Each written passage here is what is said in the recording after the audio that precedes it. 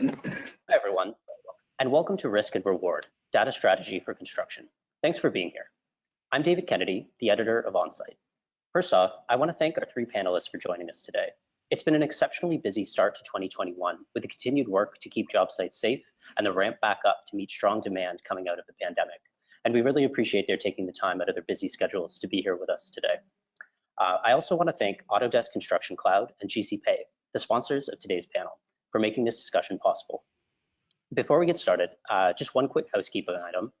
We've allotted time at the end of the panel for questions, so feel free to ask a question at any time by simply typing it into the question pane on your right. We'll try to get to as many as possible, but we are aiming to keep the discussion to an hour. Now, I want to introduce our panelists. Chris Gower is Chief Operating Officer for PCL's Buildings Division. He heads up buildings operations for PCL across the globe, leading a team dedicated to tackling construction challenges in innovative ways. He is a recognized authority in construction technology and has provided leadership on many new technologies developed by PCL in-house, including the company's Job Site Insights construction platform. And David Bowcott is the Global Director of Growth, Innovation, and Insight within the Global Construction and Infrastructure Group at Aon. He focuses on helping clients achieve the optimal risk management strategy for their projects and assets by leveraging leading industry tools and methodologies. David sits on a wide range of industry boards and advisory panels and was recently named to the Canadian Construction Association's Board of Directors. He is also a regular contributor to construction and technology publications, including OnSite. Finally, Neil Banerjee is a Senior Vice President of Operations at Matheson Constructors, where he leads all of the company's construction operations. He has over 28 years of professional construction experience in North America and abroad, including time spent as a project manager for PCL, as a partner in a structural engineering firm, and as vice president of the buildings division at EXP. He has earned designation as a consulting engineer, Gold Seal certified project manager, and lead accredited professional. Thanks again, all three of you, for being here. And now, to get us started, I'm going to hand things off to David Bowcott to take us through some of the top risks the industry is currently facing. David? Thanks, David. Obviously, I think we wanted to talk a bit about the risks. And for those of you who don't know me, I work at Aon. We're an insurance broker, but we do a lot of, obviously, risk advisory. We have a lot of data, and at a global level, we have a pretty good idea of what's going wrong out there when it comes to the construction and infrastructure space. So I just threw this slide together kind of to kick things off at the request of David. And, I've got it divided up into risks, macro risks that are facing the construction economy, and micro risks, which are more of the risks you see at the project level. And I also, we were catching up last week, and he suggested maybe drawing out some of the opportunity trends that are coming from risks. So I think, when we're looking at these risks, let's be conscious that there are opportunities as a result of them. And I think seizing those are the things that make good companies great. So from my end, obviously on the macro side, we see a lot of major risks hitting the global construction marketplace, whether it's a shortage of labor, commodity price increases, contractual risk allocation issues. And I mean, these are nice to talk about, but really, I mean, today's discussion is all about the micro risks. What's going on the job site? How can technology and data, help you make better decisions? And when it comes to risks on the job site, we're definitely seeing risks like water. I've got 3 categories of water damage up there. We're seeing risks like defective workmanship, hitting the insurance policies that we put in place. We're seeing risks related to underground. So whether it's geotechnical or, in Europe, archaeological comes up a lot, or utility risk. And we also see, design is a major issue, whether it's design risk as, just errors and omissions, design performance, or, the design contractor owner communication stream. That area, we're seeing significant claims in the professional liability sector. As well, we see surrounding liability, exposures to the job site. We see some major civil projects going on in all of our cities, and surrounding areas, do get impacted either through bodily injury or property damage, or just even economic impact. You know, and I guess to show you the insurance industry is actually, you know, taking it on the chin a lot with some of these losses. You know, the actual availability of insurance and the cost of insurance is something that I'm sure you've noticed is coming into play as a risk on the project as well. So yeah, I mean, obviously this is by no means an exhaustive list, but it does cover some of the things that we're seeing at a national level here in Canada, but also at a global level. And lastly, you know, obviously have a look at some of those opportunity trends, because we're going to be talking a bit about how these risks are shaping some of those trends. For instance, the digital twin or the single federated digital platform, the predictive job site, risk reducing technology, you know, data and data sharing alliances, things like that are things that are definitely coming together. They represent good opportunities for everybody. And, you know, I think we're hopefully today going to talk about, you know, technology and data and, you know, how they help the risks that you see on the job site, but be conscious of those trends and making sure you're part of those groups that are working on solutions in those areas, because I think it'll be helpful for the future path that your company is going to be taking. Anyways, with that, I'll turn it back to David. Thanks. Thanks, David. And hate to see the full list of risks if that's just only an abridged version. But anyway, if anybody wants to take a quick screenshot of that, I'm just going to take that down in just a moment. So just do that now. But maybe, Chris, to get us started in your direction, you know, what are a couple of the biggest risks you're seeing? What's keeping you up at night? Thanks, David. Well, I'll start off by saying I think most of us in the general contracting business are always looking to become a better builder and looking to continuously improve. And that's driven mostly by increased competition, and the risk profiles are changing in the marketplace. And David Bowcott did a great job highlighting all the different risks. You know, our value proposition is to add more value to our customers, and that includes being safer, more efficient, less expensive. And that means reducing risk, and there are many of them, and it's not okay just to have insurance. We need to manage those to reduce the payouts of insurance, because ultimately that increases the cost to owners. But it's not just reducing risk, it's reducing waste and being more environmentally responsible. We have labor shortages, we have material issues, rework of course is rampant through our industry, and we all have to try to be done on time.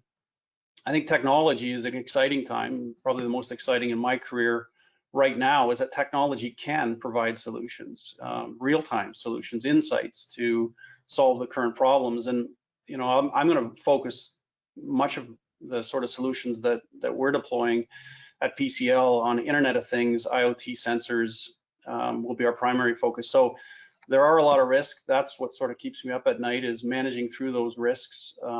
More are being downloaded to contractors, and we need to manage them effectively to be successful and deliver the value to our owners that they're expecting. So IoT sensors is going to be a focus that I'll provide some solutions later on. Back to you, David.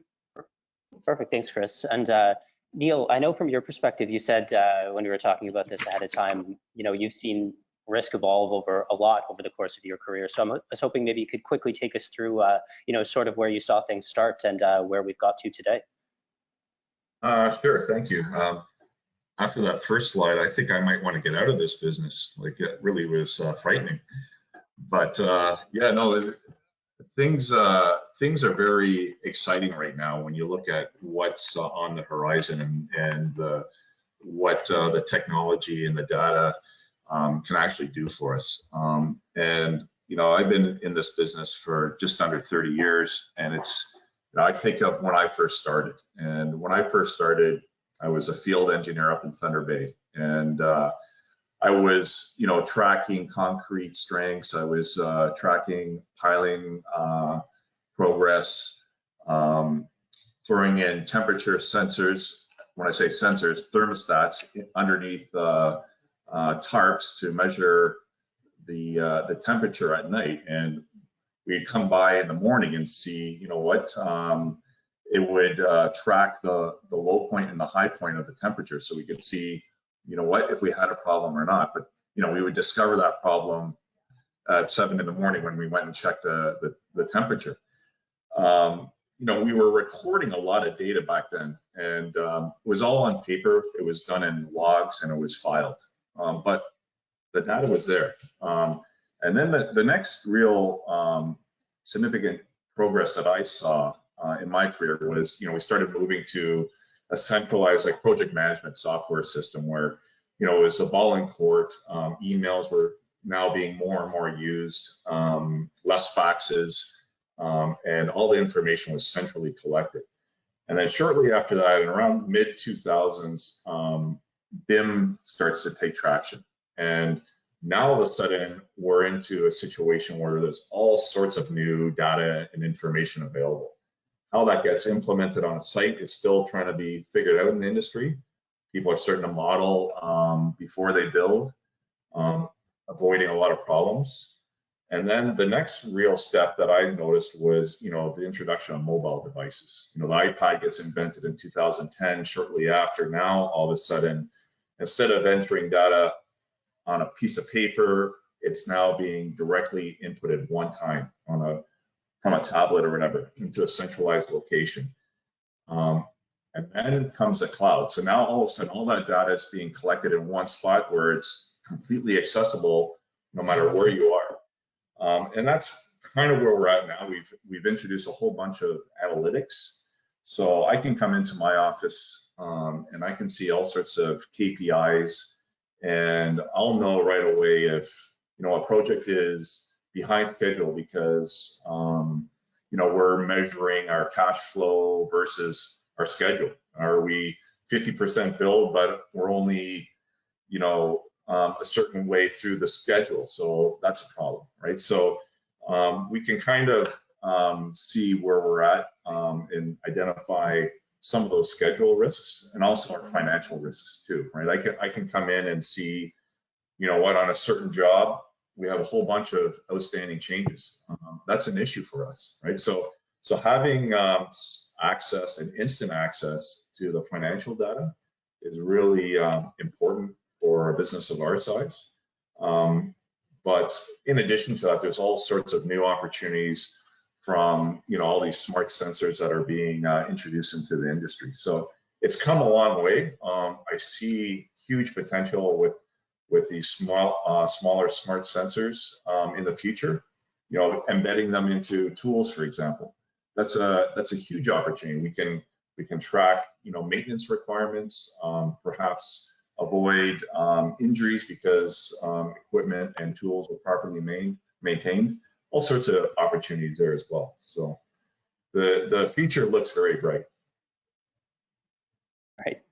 And David, from your vantage point, are there any sort of risk categories that you're seeing contractors do a pretty good job of these days? Sort of using technology to address certain issues. Is there anything people are succeeding at? I mean, there's huge success stories coming to market. I'd say, I've been following this fairly diligently since probably the last 7 to 10 years, and it's been a slow ride in the beginning. I mean, most of the folks had, as Neil mentioned, the project management systems on board, but I think without a doubt, the IoT, the cloud, and the machine learning and AI that we're just starting to see the beginnings of is truly having an impact. And going back to the risks that I mentioned at the beginning, water, there's some very strong water solutions out there that are having a significant impact. And we're seeing the insurance sector give credit for these solutions. And I think that's the beginning of sources of capital recognizing the impact of these technologies. The environmental sensors, obviously massive opportunity. I mean, it's a far cry from Neil putting the thermometers in the under the tarp. They're definitely they're monitoring a ton of information that can be used. And I know Chris and Neil can talk better to this than I can to make sure things are done right, because defective workmanship invariably can lead to property damage events or worker injury events, and I think that's stuff that gets prevented through the good installation of materials on the job site. The worker injury space as a whole, a lot of folks, especially in the U.S. I mean, in the U.S., the insurance sector, it's done by the insurance industry as opposed to the governments. What you see up here in Canada. So down in the U.S., the cost of insurance for workers' compensation and employer liability. So when a worker sues due to the injury, is very pricey. So in New York, for instance, you can pay as much as 10% of the construction value for that insurance. So no wonder that they're very focused in the U.S. on worker injury technologies. But it, some of that's working, definitely. I mean, there's computer vision and wearables; those are the two main categories. But we're seeing some good success and some data. The beautiful thing is, in the last year and a half or 2 years, I've started to see the data that's proving this stuff is working. And I mean, there's two categories of data, and Chris and myself and Neil will talk about probably these two categories. I'll focus on the risk category. So how much did that technology mitigate the risk, the frequency and severity of a risk manifesting? And I think Neil and Chris probably will focus more on the productivity metrics, right? Like how quickly did they manage to put the paint on, or things like that, or things derailing on the project. But from my standpoint, that's just a few areas. One last one is probably counterparty risk technologies. We see those have been around for like 5 to 7 years. Being able to figure out who you want to do business with and their capabilities of doing it is another area. But I could go on all day, and believe me, you don't want me to do that. Thanks. And maybe on that point, Chris, Neil, some examples of things you're using in the field to mitigate some of these risks or improve productivity, as David said. Yeah, I can jump in there. I'll start with water leaks as two, and defective work and shortage of labor will be the theme of some of the examples.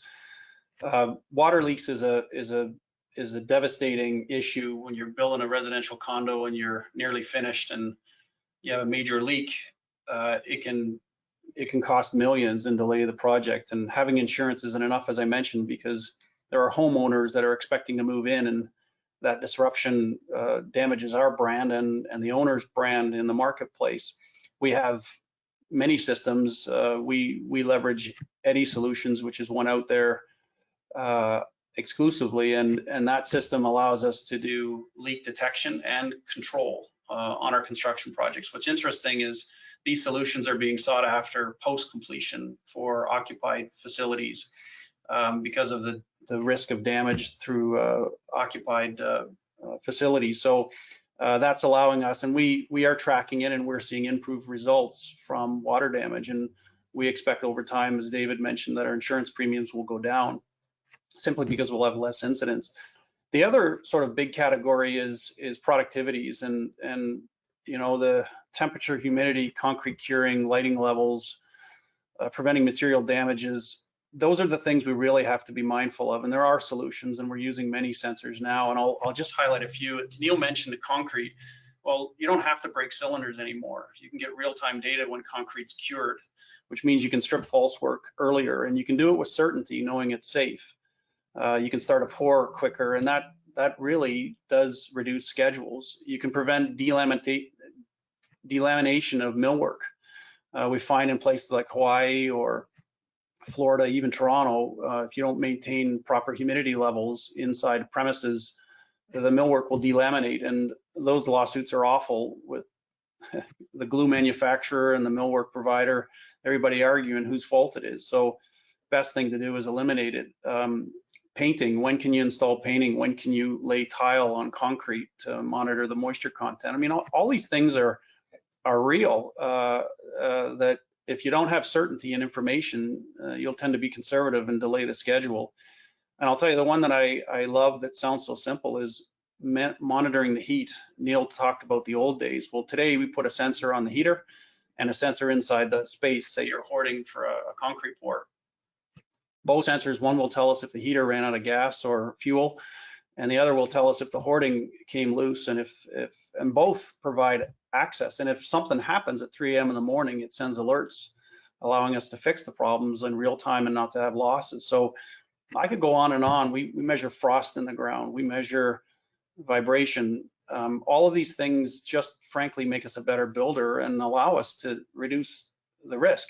And by the way, all of these things we used to do with somebody, individuals walking around the job sites with sensors checking. Well, we don't have to. So we're reducing labor content on projects because the sensors are there. And in fact, most sensors were leaving in the building post-completion for the owner's use. So anyways, those are a few examples of where sensors are making us more efficient less waste and of course reducing labor, and it's all of that is better for the environment as well.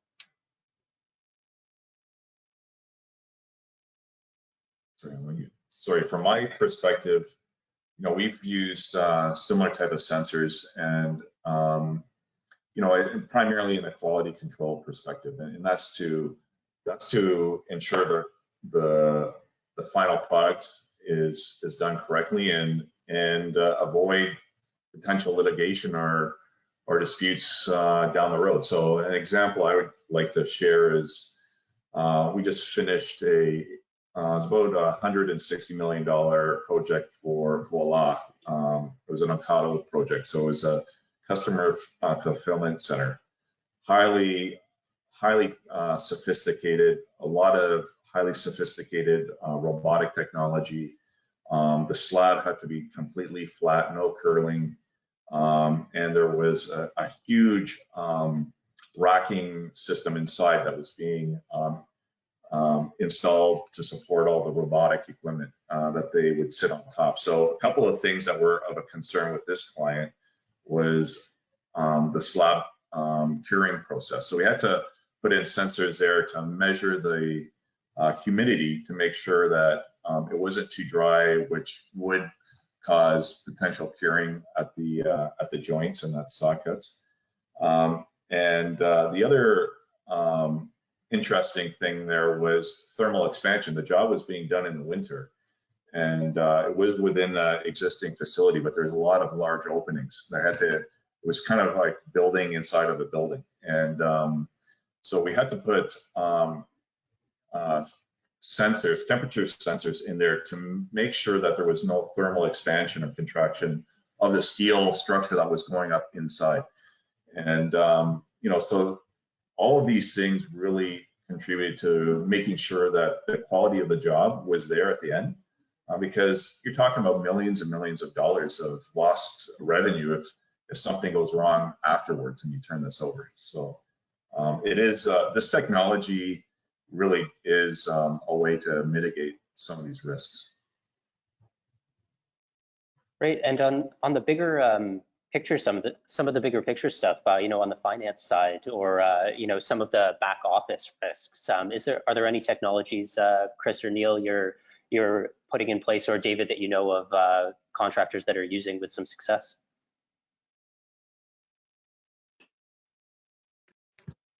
I mean, yeah, obviously, I think the enterprise software, or you know, whether it's your Procore's Autodesk, or you've got your own you know, accounting and project management technology that you've used, continue to evolve and kind of integrate with the technologies we're talking about today. But you know, I think in the last 5 years, I would say it's definitely the cloud computing, the IoT, the machine learning area that seems to be a really big strength.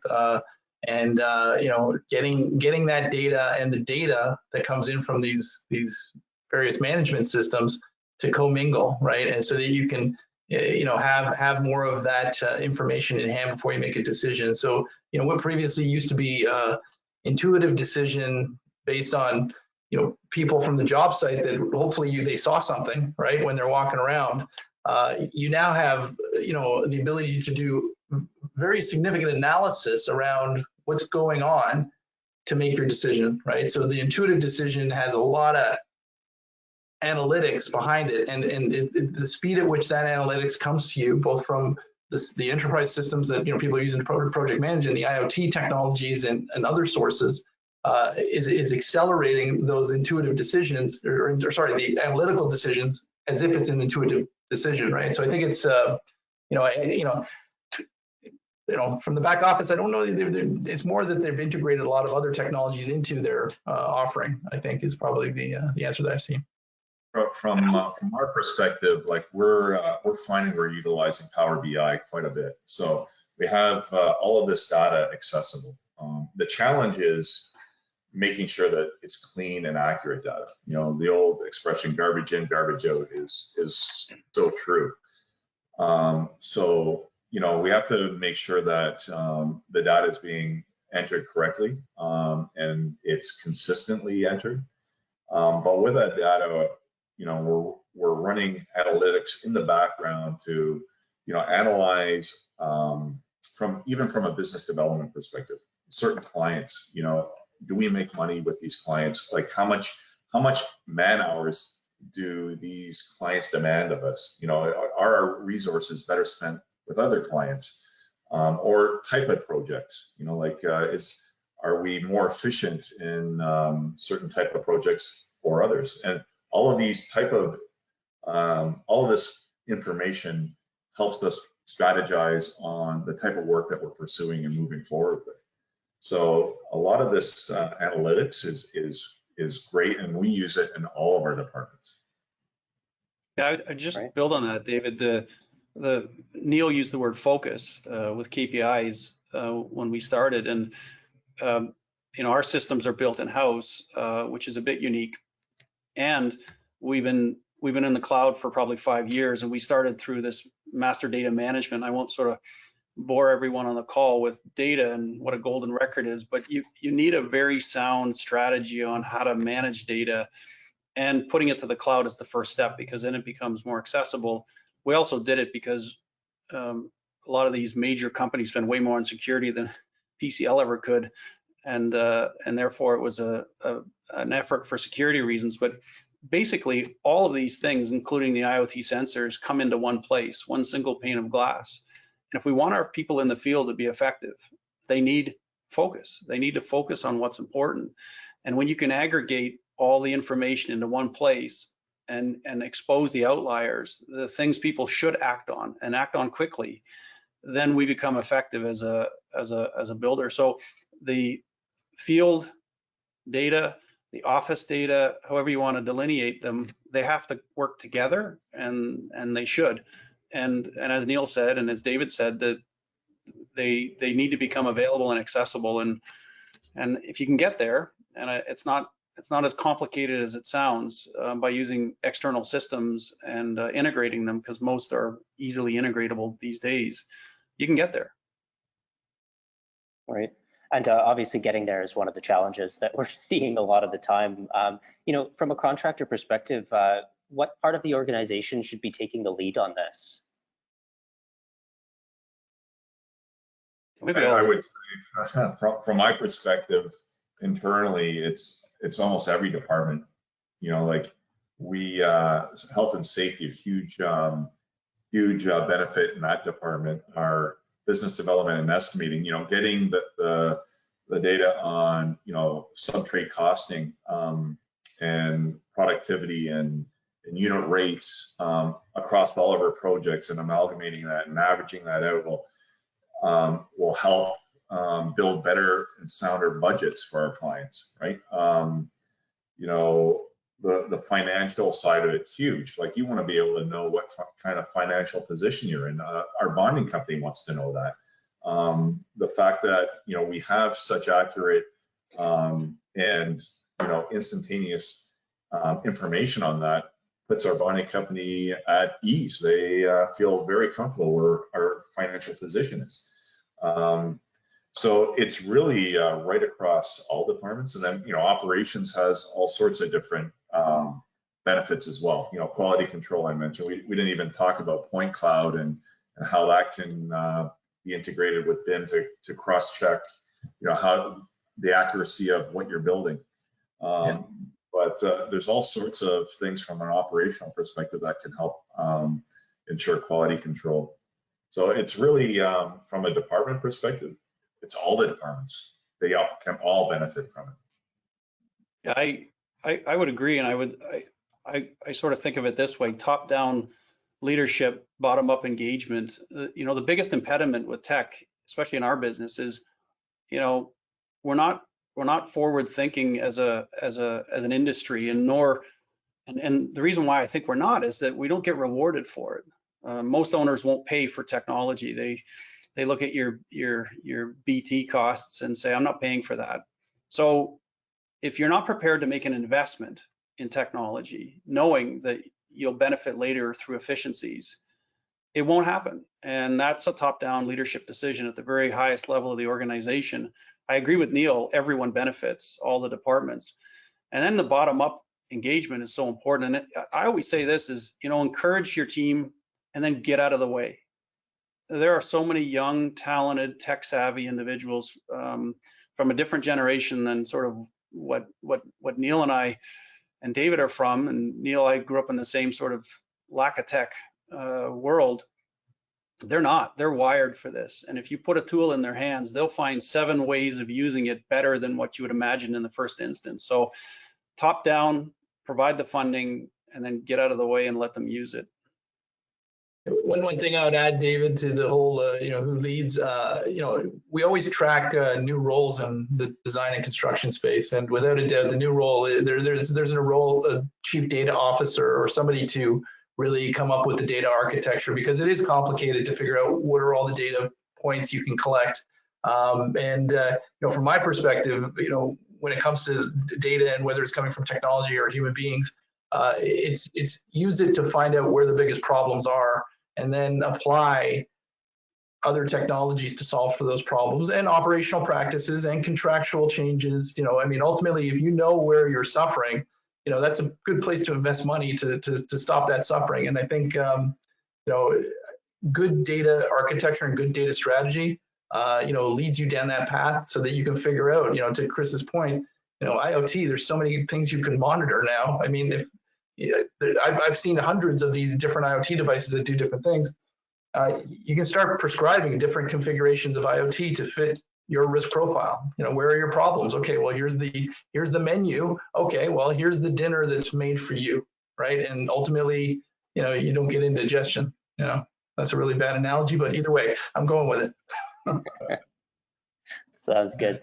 And just quickly before we move into some of the more straight opportunity aspects of this, one of the things that comes back with this is, the analysis of data, and Neil mentioned this, being able to make it into something useful. Not all companies are going to have the capacity to do this in-house. So Neil or Chris, do you think just a few tips for people looking for partners on this? What should you be looking for in a partner? Yeah, I mean, you want a partner that, first off, is going to respect your data, right? That's a big question mark about, security of your data and who owns it, because it's really valuable. And you want a partner that's going to be innovative, flexible, and adjust their approach as this technology evolves, because we're going to go through a major evolution in the next 5 years, in my opinion. With more and more AI, there's so much that we can do. Even if you were to take a futuristic view at scheduling, we know durations, we know sequence. Imagine if you had a computer analyze your schedule and say, you know what, you guys are wrong, you should do it this way, and they rejig things and find efficiencies in your schedule. And then you tie that into maybe a weather forecast, and it's saying, you know what, based on the cold weather or the rain that's forecasted over the next 2 weeks, you got to make these adjustments, right? So there's huge potential with that. Yeah, as far as going back to your question, what should you look for in a partner? I think you got to look for a partner that's flexible and respects your data. And I'll maybe provide the other side of that, and because Neil said it well. It's the big data, the data that has long-term value, and then I'll sort of highlight there's another side to that. There's basic simple data, like concrete sensors, like weather, humidity, vibration. Those are probably elements that don't have long-term value, and that anybody can get into the game. Sometimes we think data it's too complicated, it's too big. How can small companies participate? And I'll tell you, we've had our safety data analyzed, and it's not enough to create some insights, but not to really leverage machine learning or AI. I mean, as much as data as we have, some of those will be solved by the industry, those bigger issues. And Neil's right, we'll have to watch how we protect our data because it's valuable. The other side of it is there's some basic data that nobody will ever track and keep. It's great to have the history of what was the weather within that space for all sorts of reasons. And I guess the message, to build on Neil's is anybody can get going and anybody can get started. And sometimes the barriers we put in front of ourselves aren't real on all fronts. If you don't get wet, you can't learn how to swim. And I think, for a lot of companies out there, you got to just start using some basic tools like sensors to get some initial data, to get insights, to make better decisions.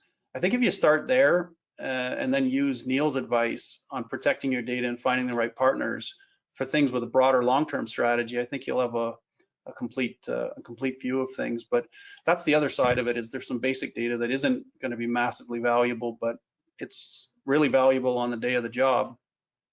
That's for sure. Perfect. And just sort of moving on here to the opportunity side, obviously we've touched on quite a few of the project opportunities already, but maybe David, from your perspective, what are you seeing, what opportunities technology offer contractors from a risk perspective, from insurance maybe?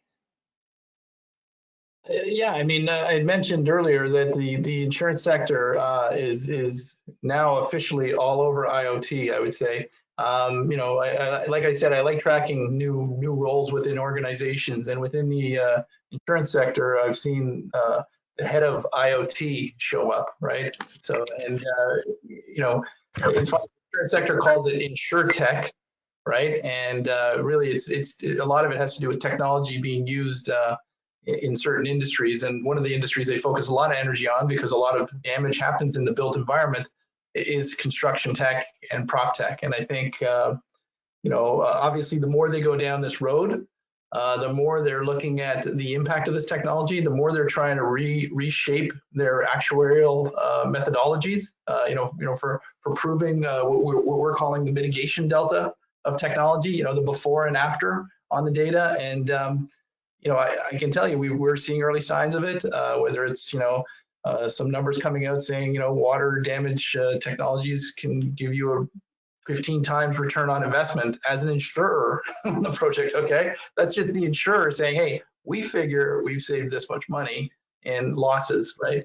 But remember that it's tough. It's tough for the insurers to figure out how to measure this. It's a bit of a chicken and egg, but without a doubt, it's a massive opportunity. And I think, I'm doing my best to kind of say to the insurance sector and even the finance sector, hey, there's huge benefit to your capital to have this technology on the job. It gives you a level of underwriting that you've not seen. Previously they underwrite on data of the past. Well, now you've got data of the present, and you've got predictive data, which you can kind of call data of the future. And really, it's the age of edge underwriting is emerging in the capital markets. And you know what? I think that they should look at potentially financing this stuff, because it's worth their while. Rather than paying dollars out on claims, maybe they should pay dollars out on technology. And at least they can say to their management, we're doing everything we can to prevent and mitigate the risks that are causing us losses and causing our clients losses. So yeah, that's a huge path. So perfect. And Chris or Neil, from your perspective, maybe on a bit of a longer timeline, we've talked a lot about the project-specific examples, but for either using your data for something longer term, whether or not it's on your next project, for instance, what opportunities are you seeing there? Oh, go ahead, Chris. Yeah, I think long term, Neil mentioned weather. We're putting weather stations on projects. How many times when you're analyzing a project do you look at the weather history from a location that's 30 miles from your job site? And if you're talking at a downtown location, wind ends up impacting you more than sort of rain or other weather. And some of those are very specific to the project. Well, we want to have better weather data specific to the location and analyze that properly for planning projects. And if you're in a downtown location, you can be severely impacted by weather.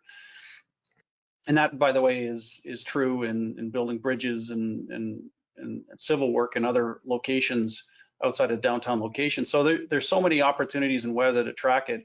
I think long term, we are tracking a lot of use, and we're having some success with photographs. and measuring safety infractions by using AI. We have an app that will do that now. We have an app where the AI can identify a concrete truck and other vehicles moving on a job site and start tracking productivities. We're flying drones and using AI to help measure productivities of solar farms that are being constructed on large areas. I will say those are opportunities, and over time we'll have enough data where that information becomes more valid. You know, and all these things are going to become more important. You know, everybody talks about reducing carbon footprint and goals provided by companies. First, people have to figure out how to measure it. And I'll tell you, on a construction site, trying to measure carbon and be accurate with it is not an easy feat. I think we're getting really close to being able to do that. And in fact, it's going to be a requirement that we have to measure it. And all of those are long-term values that we're going to want to track and catalog and make sure we understand it so that we can make commitments and know that we're going to achieve those commitments in the future. So those are a few. There are so many long-term potential benefits.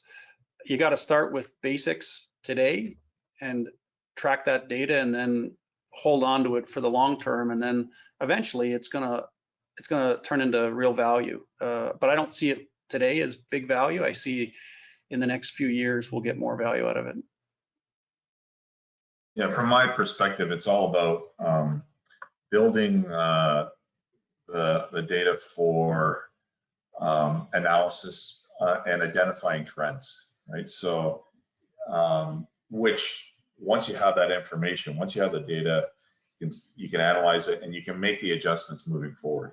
So I had talked previously to this group about, you know, just the incident reporting on our sites, and we were looking at all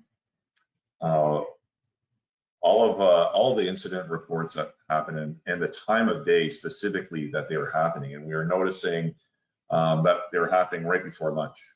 And so you have this data and you start seeing this trend, and then so now you have this information. How are you gonna use this moving forward? Well, maybe what we should do is right after, you know, we're trying to understand why is this trend happening, you know, and maybe it's because right at the beginning of the day, everyone's got their, you know, their daily hazard assessment. They've had their safety talk, they're pumped, they're being careful. They go and have their break and they start getting back into a routine and they lose focus on safety, right? And then boom, an incident happens at that point, right before lunch. So, you know, maybe the solution is to, at break time, have a refresher, right? And that refocus everybody on safety, or even just educate people. Hey, by the way, do you know that most incidents happen between 11 and 12, and get that in people's minds, right? So identifying trends, and I just use safety as an example, it could be anything, really will educate us to make better decisions and change processes moving forward. Great. And before we jump to Q&A here, sorry, David, did you have something to add?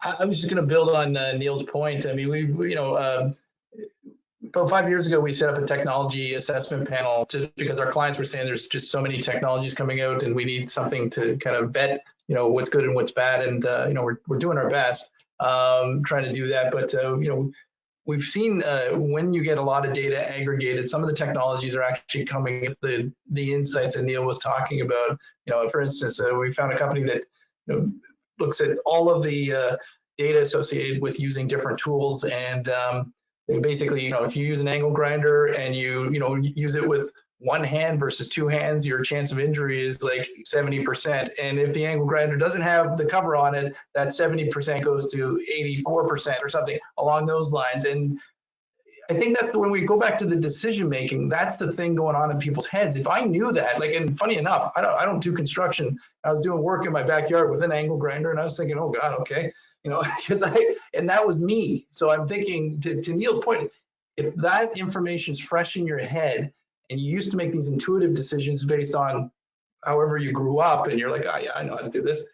If you know that there's a big risk there, you pay attention. You go, okay, hold on a sec. You know, this is two hands, make sure the cover's on. Now I've eliminated that very high percentage risk from happening, right? And I think that's where the game is, like, trying to, accelerate that and analysis and bring it so you can make an intuitive, a very quick decision, but with really sound data behind it, right? As opposed to just, hey, you know, when I was a kid, I knew how to use these angle grinders and it was no problem, you know, and then suddenly the guy loses a finger, right? So anyways. Yeah, perfect. And before we jump to Q&A, one of the things that comes up a lot these days is AI and machine learning.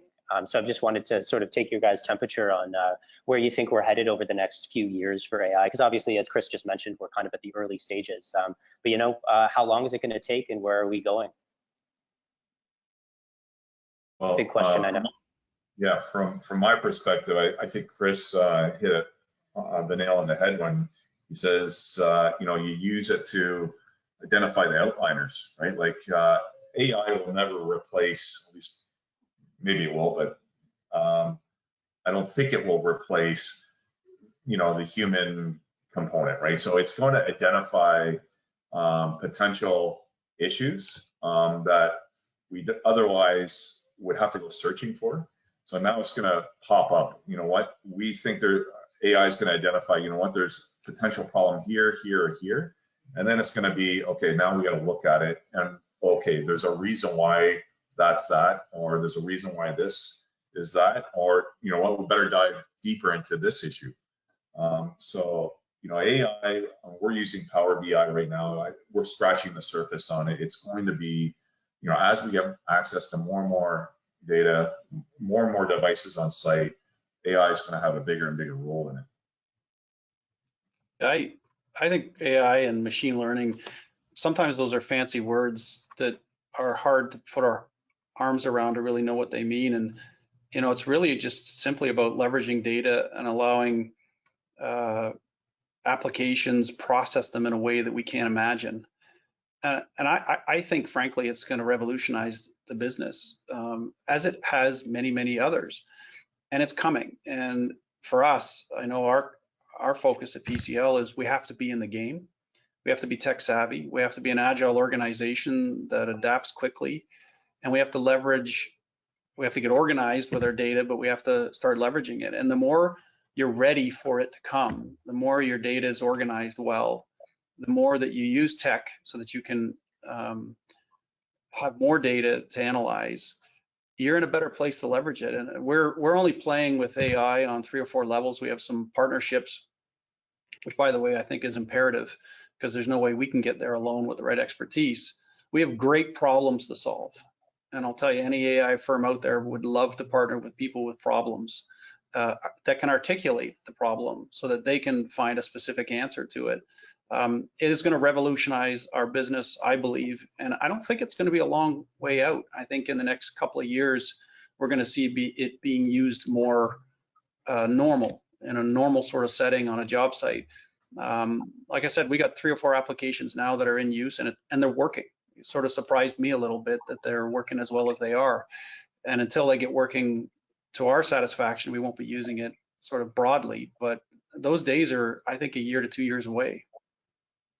I would just add to it, you know, we've followed some of these data alliances that are aggregating data, you know, that maybe even the multi-billion-dollar contractors on their own can't aggregate enough of the data. And the reason they're aggregating the data is they're actually, you know, training algorithms, you know, and they like our data too, the insurance sector's data, because that's an incident. That's something's gone wrong, right? You don't want that to happen. So imagine you get all these data points before that thing happened, and you're starting with what the machine learning does. It looks for, hey, is there something in this data that could have predicted that thing happening? And I think that's where it's getting, and they're actually coming up and they're saying, hey, and it's the weirdest thing sometimes. It's something like, you know, Neil was saying, well, you know, after the break, you have your coffee and you got your sugar and you're thinking, hey, the day's going well. But little things like that, when multiple data points come together, the AI says, wait, I'm seeing a pattern that leads me to believe the percentage of this risk happening has increased. And I think, you know, the speed at which we can get that information to the eyes and ears and face of the person doing the work and making the decisions is going to be one of the tricks. It's like that last mile. It's the last mile to the individual who's at the facing the risk at the moment.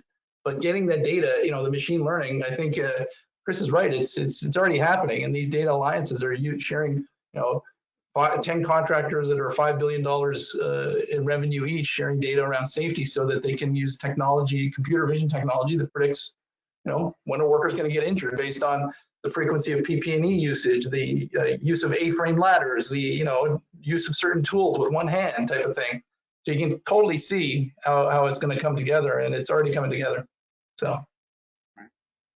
Great to hear. As I said, we do want to jump to Q&A now. So anybody listening in, remember that you can just punch in a question on the pane on your right, and we'll try to get to it. We'll just try to go through as many as we can. The first one here, with a greater use of technology, how does the cyber threat become more prevalent? Is this a growing concern for companies given the recent issues with the pipeline shutdown in the US? I mean, I can quickly jump in, and I'm not trying to sell you cyber insurance, but the reality is that when we initially came out with cyber insurance like 10 years or so ago, everybody was like, whatever. But now, cyber insurance, both just operationally, the whole thing that your CEO sends you an email saying, send me $100,000. I don't know how many CEOs say that stuff, in reality, but those type of attacks or ransomware attacks, very common in the construction space. But I think the future for cyber risk is the built environment, right? Like what we saw happen with the pipelines. Well, I think that whole area, as the asset becomes more digital, there's more vulnerability, and I think that becomes very scary. And without a doubt, I mean, I've been at conferences in the last 6 months. The thing that keeps a lot of people up at night is cyber. It was design firms, contractors, and owners. So it's a massive risk, and I can tell you the insurance sector is getting killed on that line of cover too. I mean, it is a very big concern that we have. Making sure that we have backup is really important to us. So we have all of our electronic files saved somewhere, so that we aren't in a position where we're held hostage. But training our staff on proper safety protocols from a cyber perspective is really important to us. Tracking those type of emails really important to us. So it is a real risk out there. I would say that stories I've heard, some of them are surreal. A company getting hacked because the sensor on a fish tank was access to their network, and there's crazy opportunities for hackers to violate a system. I think whatever you do, you just got to pay enough attention to it, and if you're gonna purchase a product, make sure that it's secure. The amount of effort we've spent securing JSI has just been enormous, so that we don't create new entry points for hackers to violate your systems. To Neil's point, there are things you can do, and sometimes those things just aren't good enough, and people pay out massive ransoms amounts that you want to prevent them from accessing it. And unfortunately, as good as the systems are, unfortunately it leads often to people, and to people making bad decisions. So we have our own internal department inside of PCL that are phishing our own employees to see if they understand our policies by sending them emails that they shouldn't be clicking on, and when they do, we provide them additional training. There's lots that we're doing inside of our organization, and you have to be very vigilant with the current marketplace. Yeah, we have the same sort of phishing exercise. Unfortunately, I was one of the ones that needed that extra training. The next question here is, how active a role do PCL and Matheson play in implementing these solutions on a given project versus trade contractors? It seems that most of these solutions would be implemented at the trade level. Do you force these solutions onto the trades at pre-qualification or tendering, or does the GC or CM implement these solutions under the general conditions division? From my perspective right now, it's something that we're taking control over. We're not forcing it down onto the trades, but it probably will come to a point where we do that. Like the example that Chris gave with the cylinder tests, like we probably wouldn't want to write that into a subcontract with our concrete subtrade in sometime in the future. But at the point where we are at right now, we're managing it ourselves through our GCs. Yeah, I would say most of that is in-house. There's a few examples. We have a project management system where subcontractors can enter their change information and upload, invoices directly into the system, and it automates it. We find that's been well received because it does save them time. It gets changes processed faster. Same with payments. It works to their advantage. Many of the other solutions, the IoT-based solutions, we're deploying as a general contractor. I think until we get it perfected and until it becomes more normal in the marketplace, I think trades will embrace it because it will add value to them. I think that's a matter of time. And truthfully, I think it needs to get to a place where the value proposition is just so real that people gravitate to it because it does make sense financially. And that's still it's hard to convince people because the data isn't perfect in that it's not like you're building two identical buildings and you have one without and one with, and you can actually physically, so there's some speculation in it. So convincing people it works, we're convinced, but we'd like to work on it a little bit further to convince the marketplace, including our trade partners. Perfect. The next one here, what is the best practice with respect to accommodating key clients' data collection? For instance, safety, if project A requires way more stringent requirements than projects B, C, or D, for instance. I think, when it comes to customers, our mandate is to be flexible. We have some customers in the industrial practices that require far more safety data, and they want it transparent, and they want it at its source. We have systems that allow that to happen. Some owners want it aggregated and they want summaries. I think my advice would be find systems that are flexible enough to adapt to a client's needs. That rarely can we run into a client that is flexible in their demands. If they want something, it's our job to give it to them. And hopefully the systems are flexible enough to accommodate.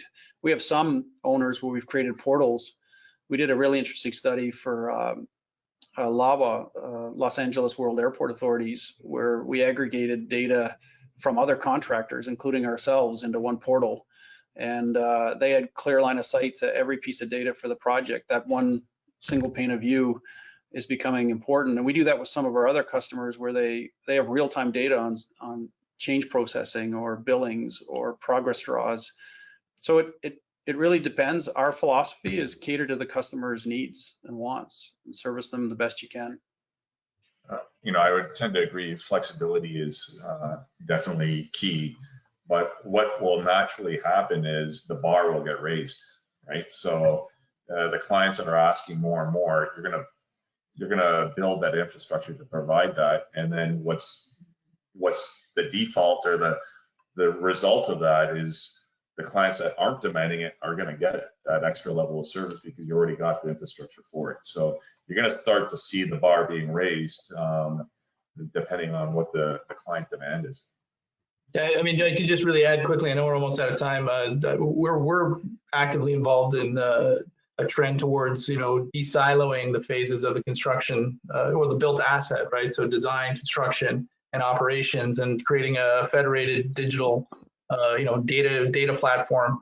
And I think, the folks that have the digital in their construction phase are going to be the ones that integrate into that model quicker. And I think owners are the ones that are driving this direction. They want to kind of see, hey, listen, I want to know how everything happened over the life of this asset, including the operations phase. So I think it's a fascinating trend, maybe something we can talk about on our next webinar. Sounds good. Well, with that, we're just a minute or basically out of time here, so I don't want to keep anybody after the fact. So I guess we'll cut off the discussion here. I think there's a couple questions we didn't get to. I apologize. But once again, I want to thank our sponsors, Autodesk Construction Cloud and GCPay, for making the discussion possible, and our panelists for taking the time. Chris, David, Neil, we really appreciate it, and everyone else does, I'm sure, as well. For everyone listening in, if you missed any part of the discussion, the panel will be available on demand shortly, so you should be able to access it again. And beyond that, thanks everyone for listening, and enjoy the rest of the afternoon. Thanks a lot. Thank you. Thanks, guys. Thank you. Everyone, Thanks a lot. bye.